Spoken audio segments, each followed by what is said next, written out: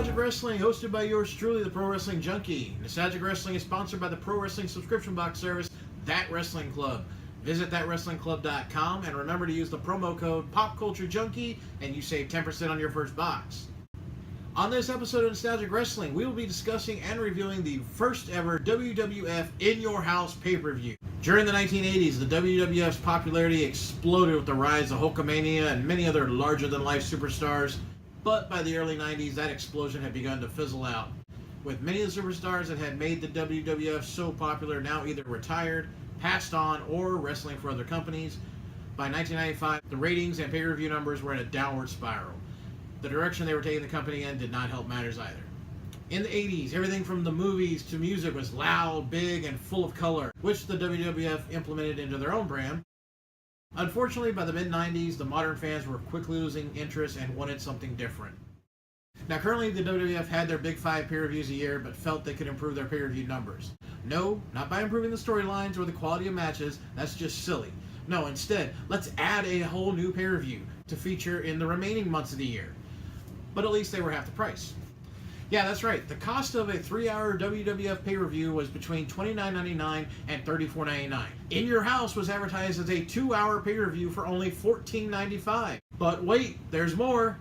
To help promote their bargain show in the weeks leading up to the event, the WWF ran a competition where fans could mail in an entry to be a part of a raffle drawing, and the winner would be picked during the pay-per-view, and they would win a house. Yes, they were giving away a house. I mean, come on. Now you have to tune in to see the show, right? Okay, it's time for the spoiler alert as we dive into the match card and check out all the action from this show.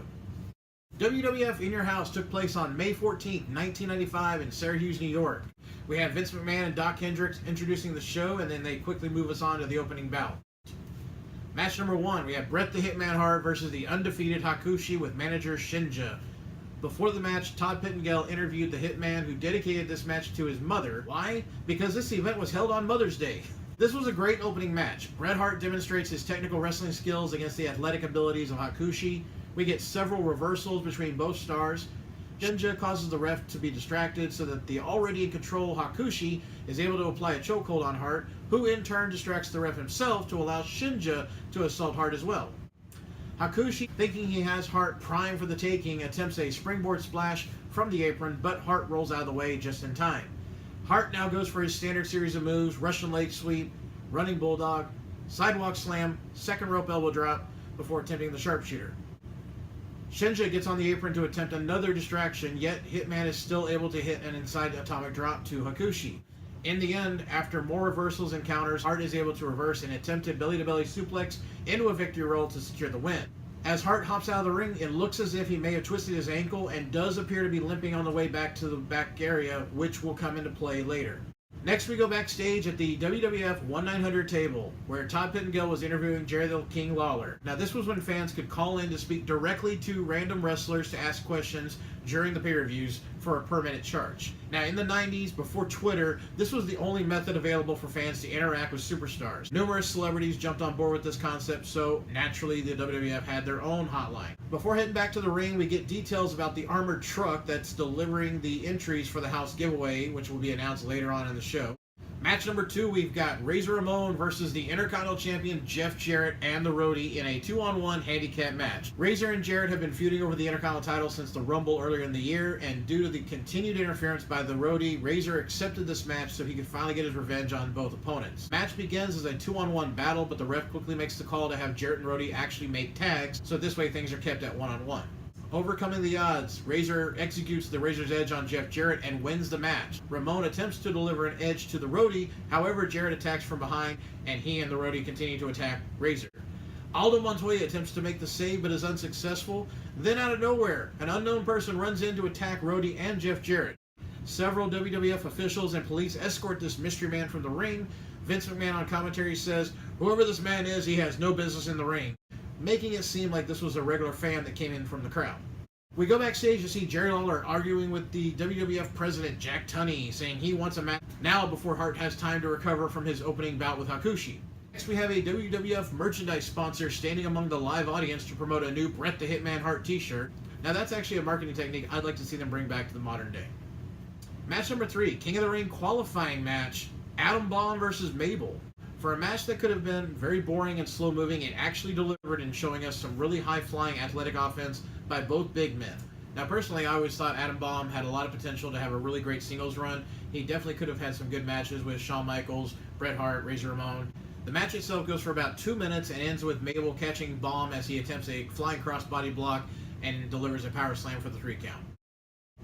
Backstage, Todd Pettengill is interviewing Razor Ramon and introduces the mystery man that helped him earlier as Savio Vega. Ramon shares that they are old friends, and Vega comments that he made his appearance because he could no longer stand by to watch the attack by Jarrett and Rhodey. This was definitely a very unusual way to introduce a new character. It asked us to forget our common sense because in real life, when a fan enters the ring, the cameras point away and officials make certain to put a stop to it right away. Or if you really want to see what could happen to you, go check out the famous Triple H and Stone Cold match where a not-so-bright fan decided to do a run-in. Match number 4, WWF Tag Team Title Match. Champions Owen Hart and Yokozuna versus the Smoking Guns of Billy and Bart. During the Guns' entrance, Lawler makes another appearance, pleading to Jack Tunney to let him have his match with Bret before being escorted to the back again. During this, we did get a shot of Bret Hart in the back icing his knee. Back to the action in the ring. This was a rematch from WrestleMania 11 where the Guns lost the titles to Owen Hart and a mystery partner that he refused to disclose until the match, whom was revealed to be the 600-pound former WWF champion Yokozuna. Now, I always compared this pairing of Yokozuna and Owen Hart to the tag team, the Colossal Connection of Andre the Giant and Haku, because Andre, by this point in his career, was very limited to what he could do in the ring, and therefore Haku would do more of the ring work for the team. Yokozuna, having only been wrestling for the past few years, due to his continued growing size, was not as limited to what all he could do in the ring, but it was very clear that Owen Hart was the all-around worker for the team. This match only lasted just over 5 minutes. We see a lot of good tag team action. Owen and Yokozuna have really good chemistry as a tag team, and they are able to retain the title when Bart Gunn misses a flying body press that sends him to the outside of the ring, where Yokozuna drops a huge leg drop on him before rolling Bart back in, and Owen covers him for the pinfall. Backstage, Todd Pettengill interviews Diesel, who is preparing for his WWF title defense. They speak about it being the first Mother's Day since Diesel's mom had passed on, before moving on to discuss the actual title match itself. That, to me, almost guaranteed that we're not going to get a new champion tonight. Match number 5, we got Bret the Hitman Hart versus Jerry the King Lawler. Okay, this segment starts off with, in the ring, we have Jerry Lawler standing next to a gorgeous young woman, easily in her 20s, yet Lawler introduces her as his mother, because, again, this is Mother's Day. They ridicule Bret Hart and his mother, Helen. Backstage, Pettengill is with Bret Hart, who states that even though it is not April 1st, he's been fooling us all along. So Bret Hart makes his entrance, and he over-exaggerates the limp and quickly starts jumping around because we realize, oh, he's not injured at all. He's actually been faking the whole time to set up Lawler. Well, Lawler attempts to run as his fake mother retreats as well. Bret takes full control early on. Lawler manages to block a backdrop attempt and deliver his patented pile driver, except Bret Hart is able to bounce right up and deliver a pile driver of his own.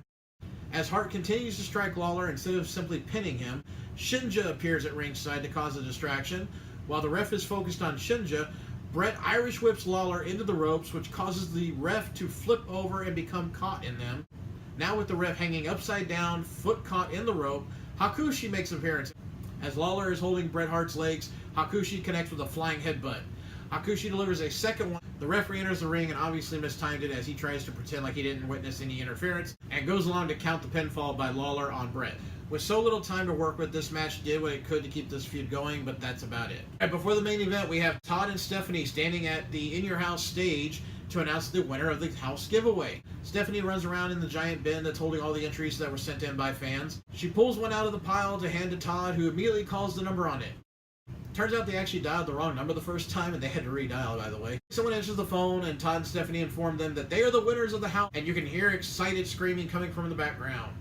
Alright, match number 6, our main event, WWF Championship title match, Diesel versus Psycho Sid with Ted DiBiase. Of course, Psycho Sid is part of the $1 Million Corporation, which will come into play later. We get a big stare down between the competitors before the action begins. Both big men get in plenty of offense. Diesel has full control until a distraction by DiBiase allows Sid to ram a knee into the back of Diesel. Sid then continues to work on the back of Diesel by slamming him into the ring post and then applying a camel clutch. Diesel breaks free, but Sid still applies more pain to the back. Sid tries to win with pin attempts after a huge leg drop, choke slam, and his signature finisher, the powerbomb, but is unsuccessful. Diesel, being ever so resilient, makes a comeback with a big boot followed by a jackknife powerbomb, except before Diesel can make a penitent, Tatanka, another member of the $1 Million Corporation, makes an appearance and interferes in the match, and the ref rules this a disqualification. Sid, attempting another powerbomb, is interrupted by former Corporation member Bam Bam Bigelow making the save on Diesel. The show ends with Bigelow and Diesel standing tall in the ring as the Corporation walks away. Now, this match only went for about 12 minutes and could have been a good one if they had gone for a clean finish instead of the DQ, but I guess that's what we get for a $14 pay-per-view. Interesting fact, In Your House began as a way to boost ratings by offering fans the chance to see a pay-per-view, but at a bargain price. However, what this also did was begin the concept that still remains to this day of the WWF holding a pay-per-view every month in place of the usual big 4 or 5 per year that had been the norm up until then. After the main show ended, fans in attendance were treated to 3 dark matches, one of which was a King of the Ring qualifying match between British Bulldog and Owen Hart, which was later aired on the June 6th Monday Night Raw. Now, before we wrap up this episode, some of you may be wondering what the deal with the house giveaway promotion was and what happened to it. The winner of the contest was 11-year-old Matthew Pompaselli. Here you can see footage of Matthew and his family pulling up to the house in a limo. Stephanie hands Matthew the keys to their new house. Inside, they're greeted by the legendary tag team, the Bushwhackers. I do not know what the WWF was hoping would come from this promotion, and maybe they just hoped that their generous contest would increase their popularity with wrestling fans. And maybe it would have if at every In Your House pay-per-view they continued giving away free houses. But this was the one and only time they did this. Yet they continued to call the pay-per-view In Your House. Oh, and by the way, Matthew and his family, they only kept the house for 6 months before selling it for $175,000. Matthew was interviewed by WWF in 2012, and when asked if he was still living in the house, he shared with them that his family was originally from New York, and they had just recently moved to Las Vegas at the time of the pay-per-view, so they had no need for the house, which was in Florida, by the way. Wow, so basically the WWF gave one lucky fan $175,000 to watch a $14.95 pay-per-view. Well, that's all the time we have on this episode of Nostalgic Wrestling with the Pro Wrestling Junkie. Thank you for tuning in. You can see more from me by checking out my YouTube channel, Pop Culture Junkie, where I review all topics of pop culture related items, including pro wrestling. Remember, you can follow me on Twitter, Facebook, and Instagram. Take care, see you next time, and remember to me, wrestling will always be real.